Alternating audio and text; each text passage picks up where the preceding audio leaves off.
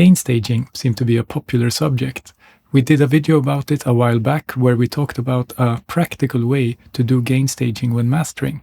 But it is also important to know the theory behind it and to understand why and when to consider it. This is especially true if you're using analog hardware or analog model plugins and want to get the best sound out of them. In this video, we will go a bit deeper and look at 3 aspects of gain staging in mixing and mastering. The first 2 are relevant for both mixing and mastering, but the third one is mostly a mastering thing. So let's have a look.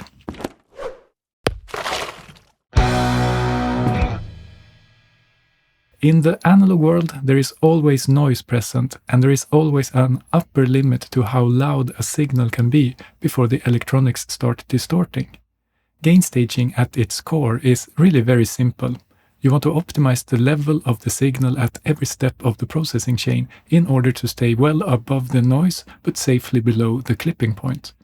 If you come from an audio engineering background, then this will probably be old news for you. If the signal gets too low at some point in the chain, then you risk bringing the noise up with you when you compensate at a later point. Or if the signal gets too hot, then you can get stuck with a distorted signal. Gain staging is the fix for avoiding these things, and there are mainly 3 strategies that I would use. Let's start with the first one. All analog equipment have a nominal level that the manufacturer recommends.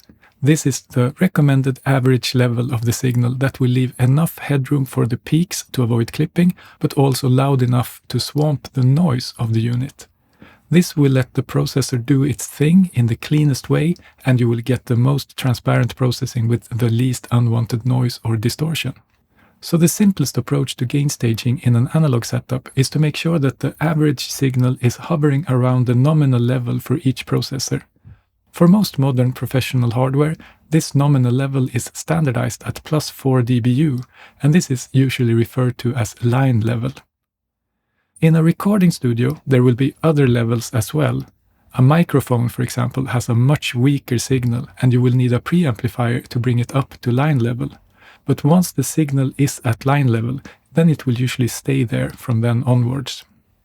In a traditional recording studio, there were VU meters everywhere, and most of them were calibrated to show 0 VU at line level. So if a meter showed a healthy signal that wasn't too loud or too quiet, then the signal was at the correct level for all equipment to work as intended. This is the traditional analog way of doing gain staging, and it has lived on into the digital age as well. Me and Sofia have a similar approach when mastering in the box. We will usually keep all plugins except the last limiter at unity gain and enter the chain at around -18 LUFS. Analog modeled plugins usually have an internal nominal level that corresponds to the nominal level of the hardware unit, especially when there are non-linearities in the plugin.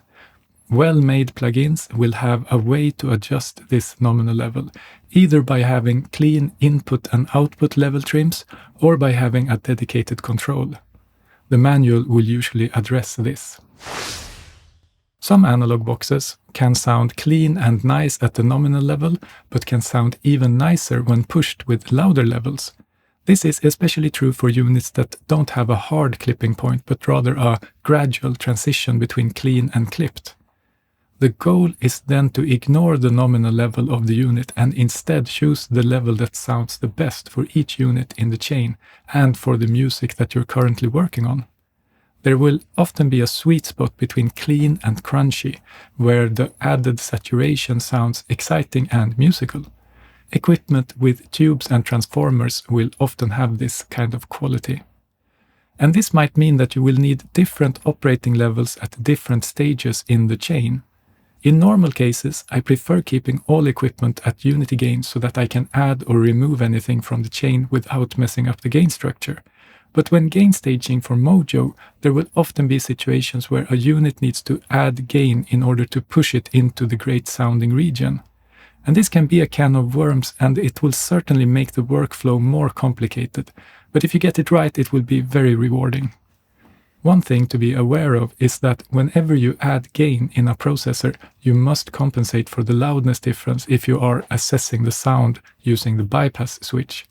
Otherwise, it will be very difficult to decide if the unit is actually improving the sound or just making it louder.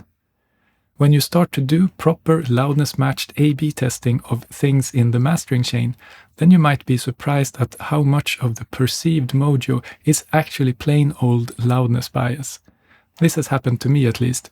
But doing these nerdy, rigorous tests also highlight the true changes of the sound, which can actually make it possible to find other ways to achieve the same or even better results. And this played a big part in me and Sofia moving from a hybrid setup to working completely in the box. We will talk more about that in a later video. When using analog modeled plugins, you can usually shift the internal level so that you can drive the processing into saturation while still keeping the plugin at unity gain. Then you can get all the Mojo that you crave without changing the overall loudness. This will, in my experience, make it much easier to find the right amount of crunch without being tricked by loudness bias. The last use for gain staging is to control the peaks. Even though the loudness war is officially over, there is still a demand for loud masters. A loud master means that there is a small distance between the average level and the peak level of the signal. The smaller the distance, the closer you can push the average level towards 0 dBFS without additional clipping. The distance between the average level and the peak level of a signal is often called the crest factor. The crest factor of a well-balanced and punchy mix is usually somewhere around 15 dBs, give or take a few. In a digital context, this means that if the average level of your mix is at minus 18 dBFS, then there will be enough room for the peaks before hitting 0 dBFS. And this is also why minus 14 LUFS is actually a very good loudness normalization target. This will leave enough headroom for the peaks while only needing a little bit of destructive peak limiting, and for a lot of music this is a good compromise. But modern music is usually much louder than that, so we need to reduce the crest factor more by using some sort of peak limiting. Although I kind of like it in many situations, a lot of mastering engineers will frown at using one single peak limiter at the end of the chain to do all the heavy lifting of keeping the peaks down. A common technique is to do the peak limiting in several steps instead and gradually bring the crest factor down until the audio sausage is dense enough. One way to do this is to exploit the clipping points of the processors in the chain. If you push the signal into clipping, then you will effectively have reduced the crest factor of the signal. The most common example of this is when clipping the AD converter at the end of the analog chain. Going too hot into the AD is technically wrong, but once upon a time that was often the best sounding way of getting the master loud enough.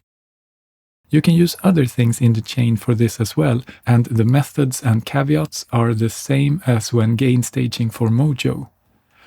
One thing to be aware of is that whenever the peaks of the signal has been shaved off, it's very important to not introduce any phase shift afterwards. That will totally mess everything up. Peak control is a delicate matter, so gain staging for peak control is usually something I will do only in digital, right before the final peak limiter at the very end of the chain. So that's it for this video. I hope you found it helpful. If you did, well, you know what to do. Do it now. Have you done it? Okay, perfect. Thanks for watching, and I'll see you next time.